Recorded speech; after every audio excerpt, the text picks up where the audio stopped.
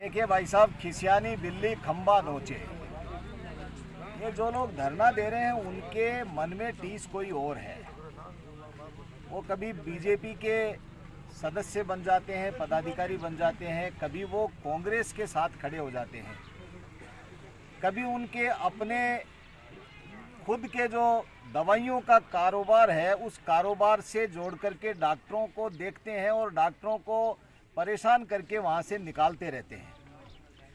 उनके व्यक्तिगत स्वार्थ जब अस्पताल के अंदर टकराहट होती है तो सारा स्टाफ,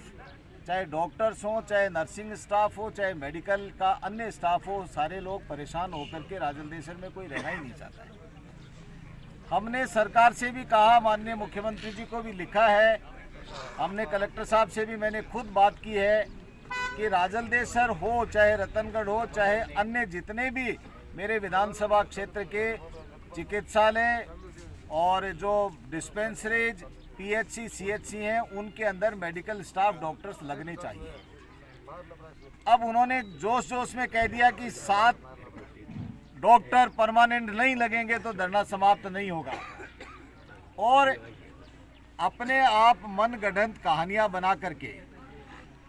उन्होंने ये कहना अब शुरू कर दिया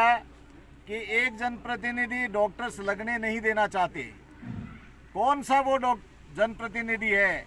जो डॉक्टर्स नहीं लगने देना चाहता? नाम बताइए, प्रूफ दीजिए उसका कि भाई आप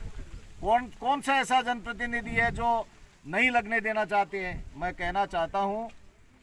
सरकार नगर पालिका से लेकर के एमपी तक, नगर पालिका के चेयरमैन कांग्रेस के, विधायक महोदय कांग्रेस के, एमपी साहब कांग्रेस के, और जो धरना दे रहे हैं उसके अंदर भी अधिकांश चेहरे मैं देखता हूं तो वो कांग्रेस के। अब बजट इतना शानदार राजस्थान के मुख्यमंत्री जी ने दिया कि कांग्रेस के लोगों के पास में कोई मुद्दा नहीं बचा, तो कुछ तथाकथित पत्रकारों के नाम पर उन्होंने कोई धरने का आयोजन किया जिसके अंदर बैनर पत्रकारों का लगाया। मुझे तो समझ में नहीं आ रहा है कि कौन कौन से अखबार के अंदर वो लिख रहे हैं। और पत्रकार चौथा स्तंभ होता है, उनकी कलम के अंदर इतनी ताकत होती है, हम जानते हैं कि उनका लिखे होने से तो सरकारें हिल जाती थी, लेकिन आज पत्रकारों को ये नौबत आ गई कि वो किसी व्यक्ति विशेष को टारगेट करके और वो धरने के माध्यम, यदि कोई पद किसी को नहीं मिला तो पद देने का काम तो भाई मैं तो करता नहीं हूँ, पद देने का काम तो संगठन करता है। संगठन पर्व के अंदर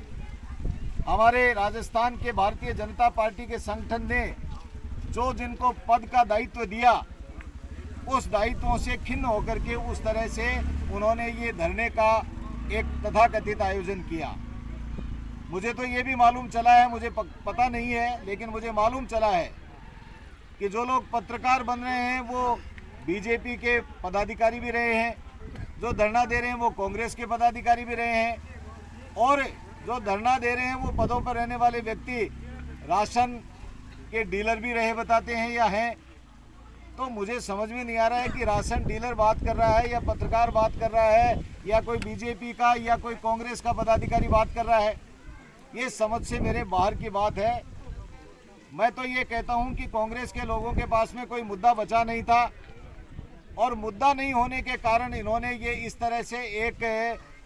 एक मनगढ़ंत एक कहानी बना करके और वो इस तरह के धरने की बात कर रहे हैं। मैंने एक पत्रकार जी, मुझे मालूम नहीं कौन से अखबार के अंदर पत्रकार हैं वो, मुझे मालूम नहीं, उनके बारे में बहुत सारी बातें और भी मैंने सुनी, और लोग बाग बहुत सारी बातें बताते हैं। मैं उन बातों के अंदर नहीं जाना चाहता, मैं उतनी छोटी बातें करूंगा भी नहीं, लेकिन वो राय दे रहे हैं तो राय तो पत्रकार है या तो आकर के देते हैं। वो ऐसे लग रहा है जैसे अपनी कोई पुरानी जो कोई उनकी कोई मेरे प्रति द्वेषता है, उस द्वेषता को निकालने के लिए इस तरह का बयानबाजी कर रहे हैं, उलझुल बयानबाजी कर रहे हैं। मैं उनको कहता हूं भगवान उनको सद्बुद्धि दे। हम डॉक्टर लगाना चाहते हैं, हम राजस्थान के चिकित्सा मंत्री जी को डॉक्टर लगाने के लिए कहा है, मुख्यमंत्री जी को मैंने चिट्ठी लिखी है, और चिकित्सा विभाग के यहाँ के सीएमएचओ और माननीय कलेक्टर साहब को भी मैंने कहा है और टेम्परेरी व्यवस्था के लिए CMHO जब यहाँ आए तो डॉक्टर वर्मा को भी लेके आए थे कि हम एक बार चिकित्सालय के अंदर इनको लगाते हैं, लेकिन उनको चैलेंज लगने दे रहा है। ये उनके बयान से ही स्पष्ट हो रहा है। वो बयान है सबके पास में कि वो कह रहे हैं मैं डॉक्टर को लगने नहीं दूंगा। तो हम तो डॉक्टर को लगाना चाहते हैं, वो नहीं लगाने देना चाहते और व्यवस्था को खराब करना चाहते हैं, तो वो जाने, उनकी मर्जी है। हम तो राजलदेसर के लोगों के स्वास्थ्य में डॉक्टर्स काम कर सकें, अच्छा स्वास्थ्य रहे, इस बात का प्रयास